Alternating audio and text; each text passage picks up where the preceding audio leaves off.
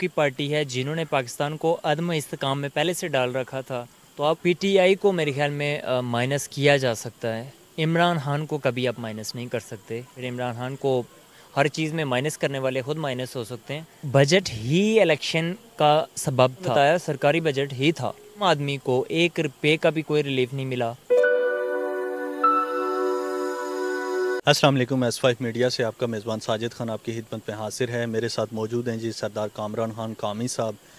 پاکستانی سیاسی صورتحال اور جس طرح سے بجٹ پیش ہوا ہے، معاشی صورتحال، اسی حوالے سے بات کرنے کے لیے آج میں نے سردار کامران صاحب کو تکلیف دی ہے۔ سر بہت شکریہ، آپ نے ٹائم دیا مجھے۔ کیا کہیں گے، ایک سیاست میں ہلچل ہوئی ہے اور ایک نئی پارٹی وجود میں آئی ہے، جہانگیر ترین صاحب نے استحکام پاکستان پارٹی بنائی ہے۔ سر اس کے حوالے سے آپ کیا کہنا ہے؟ سب سے پہلے تو بہت بہت شکریہ S5 میڈیا کا، ساجد بھائی آپ کا بہت بہت شکریہ۔ سر سب سے پہلے جی یہ جو نام ہی آپ نے لے لیا ہے کہ استحکام پاکستان پارٹی، یہ میں سمجھتا ہوں کہ ان لوگوں کی پارٹی ہے جنہوں نے پاکستان کو عدم استحکام میں پہلے سے ڈال رکھا تھا، تو اب وہ استحکام پارٹی بنا کے شاید پاکستان کو کوئی نیا استحکام دیں گے، یہ کوئی لاجک ہے آئی تھنک۔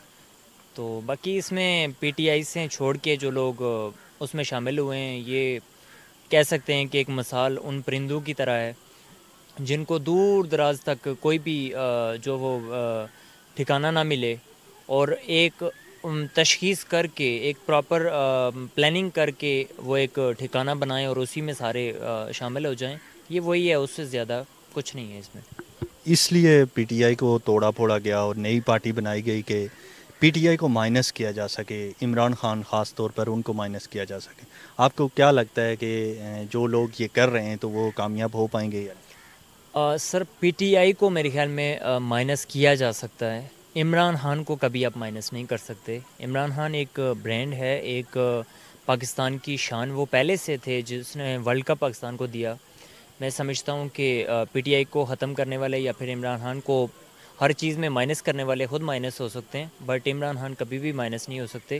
بٹ جو بھی ہوا سیاست میں ہوا، جس طرح آپ دیکھ رہے ہیں پی ڈی ایم کی گورنمنٹ بنی، جس طرح پی ٹی آئی کو ایک تمام پروونس ہیں ان کو ہٹایا گیا، اور جس طرح سے اس طرح کا ماحول کریٹ کیا گیا کہ افراتفری کا ماحول کریٹ کیا گیا، تو یہ ان کی میں سمجھتا ہوں کہ سوچ کو سلام ہے کہ پاکستان کو انہوں نے بالکل ٹھکانے پر لگا دیا تھا۔ اکانومی طور پہ پاکستان ویسے بھی تباہ حال تھا، اور 9 مئی کے جو واقعات ہونے تھے، یہ سارا میں یہ سمجھتا ہوں کہ پی ٹی آئی کو ختم کرنے کے لیے یا پھر عمران خان کو مائنس کرنے کے لیے یہ ناکام ہوں گے۔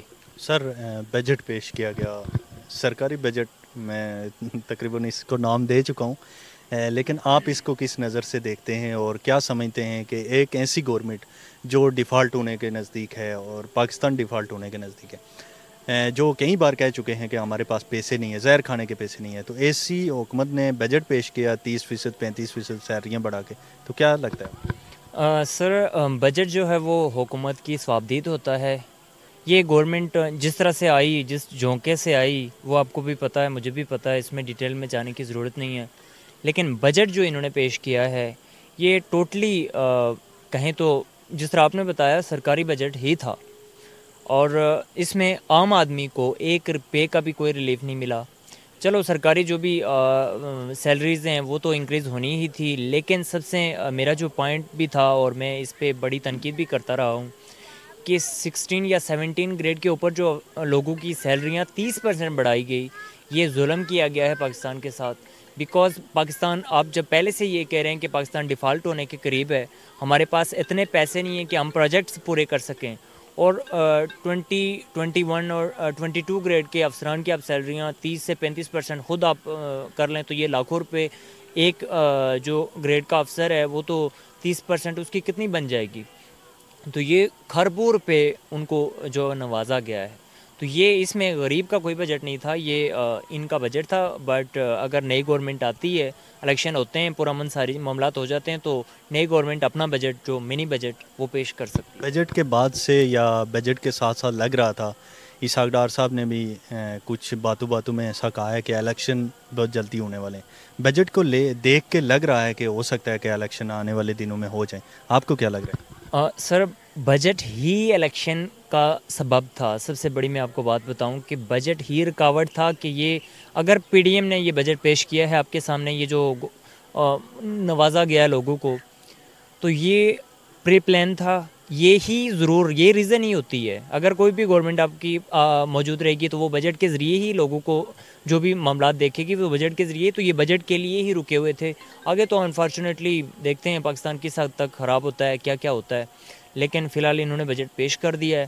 اب انہی پہ ڈیپینڈ ہے کہ الیکشن کب کروائیں گے. بٹ اکتوبر میں الیکشن ہونے ہیں انشاءاللہ. اگر آئین پاکستان میں ہے، اگر قانون ہے، اگر عدالتیں موجود ہیں تو اپنی جو میعاد ہے 5 ایئرز یہ پورے کر کے الیکشن ضرور ہونے ہیں. بے شک پہلے ہوں بعد کا میں نہیں کہہ سکتا کہ بعد اگر آئین ہے تو پھر بعد میں انشاءاللہ نہیں ہوں گے، پہلے ہی ہوں گے الیکشن. استحکام پاکستان پارٹی اگر الیکشن میں جاتی ہے تو آپ کو کیا لگتا ہے کہ اس کو کوئی ووٹ ملے گا کہ لوگ پبلک اس کو سپورٹ کرے گی؟ پی ٹی آئی کے جو لوگ استحکام پاکستان پارٹی میں شامل ہوئے ہیں تو اس میں میں یہ سمجھتا ہوں کہ وہ کسی بندے کا خاص اپنا ووٹ نہیں تھا، وہ عمران خان کا ووٹ تھا. کیونکہ آپ کسی بھی پارٹی میں اگر جاتے ہیں، اگر آپ کسی بھی سیاسی جماعت کی طرف سے امیدوار بن کے عوام میں جاتے ہیں تو اس کا بیک گراؤنڈ صرف اس کا لیڈر دیکھا جاتا ہے. تو عمران خان کی وجہ سے ان کو ووٹ پڑ رہے تھے.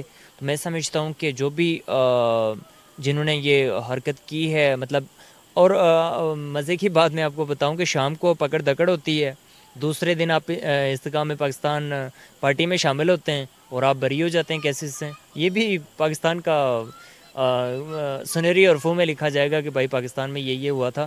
تو یہ ہے کہ یہ ان کے اپنے ووٹ تو تھے نہیں، اور اب یہ الیکشن میں جائیں گے تو ان کو ضرور مشکل تو ضرور ہوگی کہ عمران خان کی طرف سے ہم جب ٹکٹ لے کے آئے تھے تو اس ٹائم کتنے ووٹ پڑ رہے تھے، تو بعد میں یہ کیا ہوا ہمارے ساتھ. جی بہت شکریہ کامران صاحب، آپ نے قیمتی وقت دیا. یہ میرے ساتھ سردار کامران صاحب قامی میرے ساتھ موجود تھے. معاشی اور سیاسی صورتحال پر ہم بات چیت کر رہے تھے. اسی کے ساتھ اپنے میزبان ساجد خان کو اجازت دیجیے. اللہ حافظ.